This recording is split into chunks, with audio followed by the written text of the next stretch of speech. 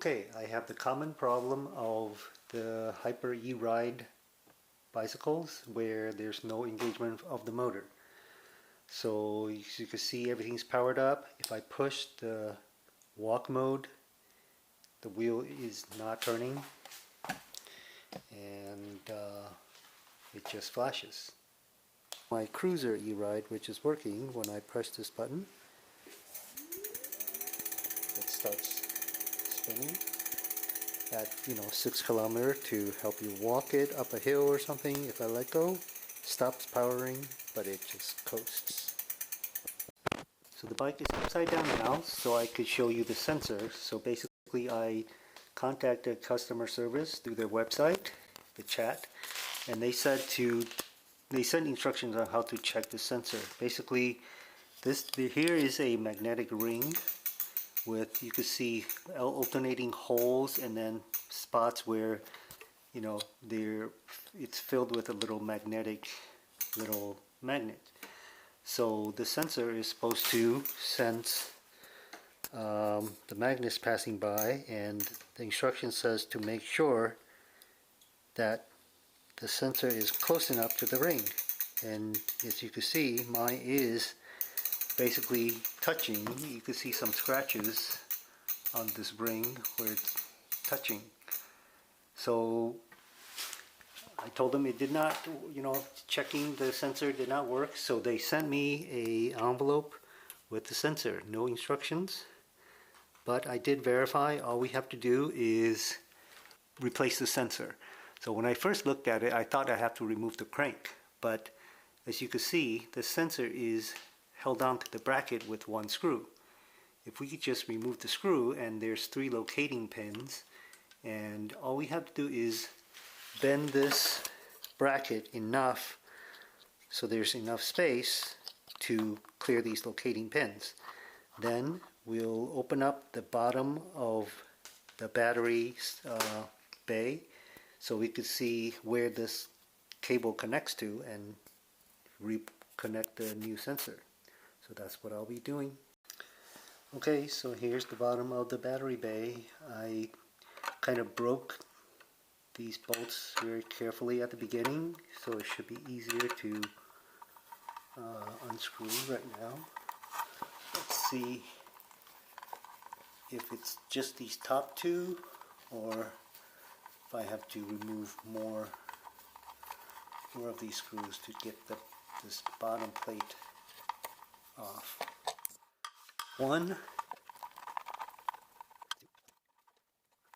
don't strip anything.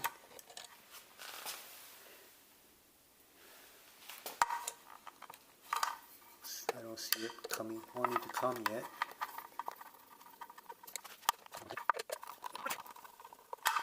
Looks like that screw is for the spring-loaded thing there. Looks like it doesn't want to come yet, so I'm going to try see if that needs to be removed.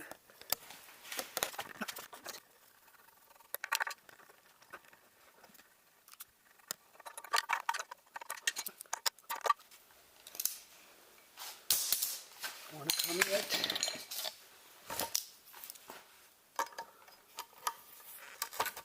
Aha, so it's the bottom.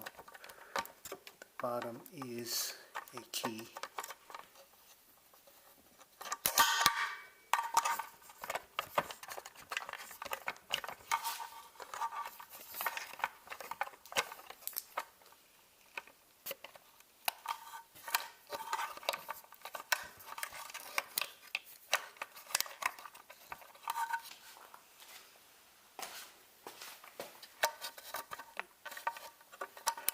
Oh, I guess I should remove this key because the key is in the way. So remove the key. Now it's going to come. There we go. Okay, with this bottom plate off, I could see that the 2 large screws are only for the lock mechanism, so you don't really need to take that off to take this plate. It's mainly 2 upper screws and 2 bottom screws. Okay, I see screwing this back, the lock mechanism is actually incorrect, because with it in place, there's no way to put this back into the hole. So there is a need to actually remove or at least loosen the bolts that hold the lock.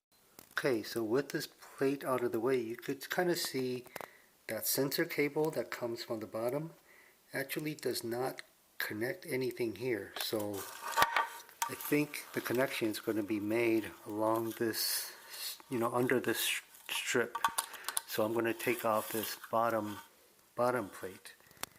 Okay, so I believe these two bolts are holding these spring-loaded pins, so I'm not going to touch that. I'm just going to remove these two screws and these screws at the top first. Here it goes.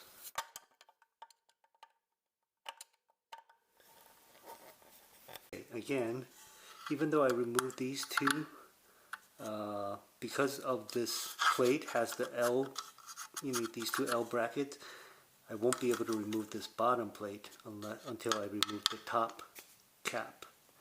Okay, so the top plate is just a kind of tight fitting,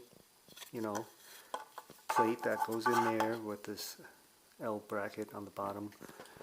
With that removed, we now could remove the bottom.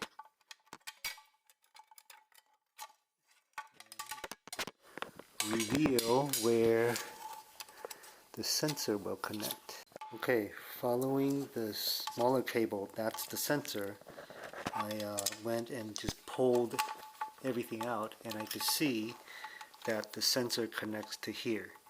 So the sensor they sent me, is only this long. It does not reach all the way up there. But nevertheless, I'm going to plug this in and see if it makes it work. Okay, so because I didn't want to put everything back together, so I connected positive and negative. You can see the markings, negative and positive. So I connected just with alligator clips to the bottom plate. This is also labeled with negative and positive. So, and remember this new sensor, I connected to, where the old sensor connected to on the controller. And I have power. So I'm testing the 6 km/h walk mode, and it's doing the same thing. So I'm going to contact Hyper again tomorrow.